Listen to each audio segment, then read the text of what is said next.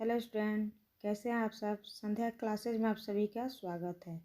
आज हम लोग क्षितिज क्लास 10th का ये बुक पढ़ेंगे जिसका भाग 2 है। लेसन 2 राम लक्ष्मण परशुराम संवाद का इसका दूसरा भाग मैं बना रही हूँ वीडियो। चलिए शुरू करते हैं। खंड 3 से। बिहसी लखुन बोले मृदुबानी, अहो मुनुसी महाभट मानी पुनि पुनि मोही दिखाव कुठारो, चहत उड़ावन फुके पुहारो। लक्ष्मण जी हंस करके परशुराम जी से बोलते हैं कि हे मुनिवर, आप स्वयं को बड़ा भारी योद्धा समझते हैं और बार बार मुझे कुल्हाड़ी दिखाते हैं। ऐसा लगता है जैसे आप फूंक देंगे और मैं आपके फूंक से उड़ जाऊंगा। यहाँ कुल्हड़ बतिया कोऊ नाही, जे तजरनी देखी मरी जाही। देखी कुठारू सरासन बाना, मैं कछु कहा सहित अभिमाना। यहाँ कोई छोटा सा कच्चा फल नहीं है जो आप तर्जनी अंगुली को दिखाते ही आपका मर जाएगा।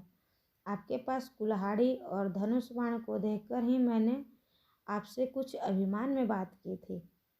भृगुसुत समुझू जेनऊ बिलोकी, जो कुछ कहू सहौ रिस रोकी। सूर्य महिसूर हरिजन अरुगाई, हमरे कुल इहे पर न सुराई। आप भृंगवंशी हैं, आप ज्ञानोपत्य धारण किए हुए हैं, इसलिए जो कुछ भी आप कह रहे हैं मैं आपका क्रोध रोक कर सह लेता हूँ। हमारे कुल में देवता ब्राह्मण भगवान के भक्त और गाय पर वीरता नहीं दिखाई जाती, उसे मारा नहीं जाता।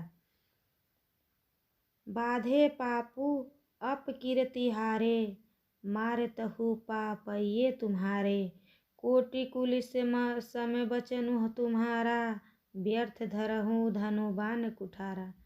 आपको मारने से पाप लगेगा और पराजित होने से अपकीर्ति होगी, इसलिए आप मुझे मारे।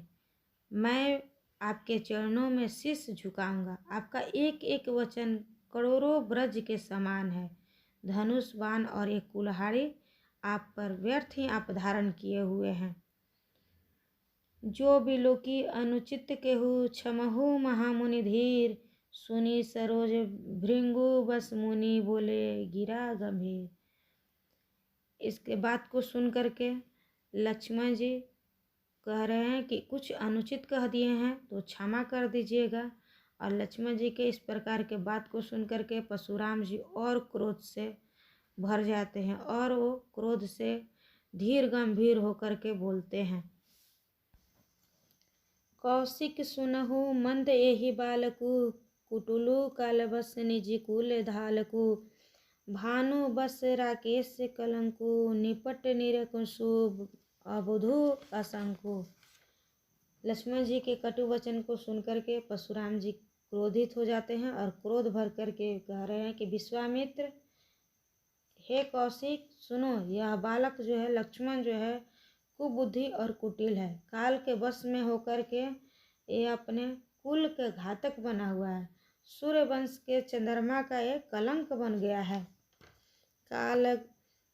काल कवलु होई छन माही, कहो पुकारी खोरी मोहि नाही। तुम हट कहू जो चरहु उबारा, केई प्रतापु बल रोसु तुम्हारा। कह रहे हैं कि अभी पल भर में एक काल के ग्रास में समा जाएगा, मृत्यु इसकी हो जाएगी। मैं आपसे पुकार कर कह रहा हूँ कि आप मुझे दोषी मत कहिएगा।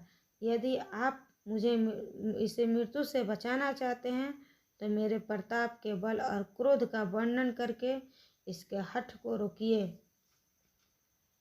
लखन केऊ मुनि सुजसु तुम्हारा, तुम ही अछत को बैरन पारा। अपने मुहि तुम अपन करनी, बार अनेक भांति बहु बरनी। परशुराम जी की बातें सुनकर के लक्ष्मण जी कहते हैं कि हे मुनि, आप अपना सुयश के अलावा और कौन वर्णन कर सकते हैं। बार बार अपना ही मुँह से अपने ही बखान करते जा रहे हैं और उसके सिवा और कुछ बात आप बोल ही नहीं रहे हैं। नाही संतोषी तपुनि कछु कहूँ, जानी ऋषुरों के दुख दुख सहूँ। वीर व्रती तुम धीर अछोभा, गोरी दत्त ना पावहु शोभा। यदि लक्ष्मण जी कह रहे हैं, यदि आपको फिर भी संतोष न हुआ है तो फिर कुछ कहिए। अपना क्रोध को रोक करके अपना दुख को सहन क्यों कर रहे हैं? आप वीर हैं, धैर्यवान हैं, क्षोभ से रहित हैं, इसलिए आपको गाली देना आपको शोभा नहीं देता है। सूर समर करनी करही, कही न जानवही आपू, विद्यामान रन पाई, रिपु कायर कथपहि प्रतापू। सूरवीर तो युद्ध में वीरता को प्रकट करता है, अपनी वीरता का बखान नहीं करता है। लक्ष्मण जी कह रहे हैं परशुराम जी से कि योद्धा होता है जो वो अपना युद्ध करके दिखाता है, प्रदर्शन करता है, अपनी वीरता का बखान नहीं करता है। शत्रु को युद्ध के लिए आया जानकर कायर व्यक्ति अपना वीरता का डिंग हाँकते रहता है। आगे हम लोग इसका आगे का पैरा पढ़ेंगे। धन्यवाद स्टूडेंट। वीडियो कैसा लगा लाइक करें, सब्सक्राइब करें और कमेंट करें।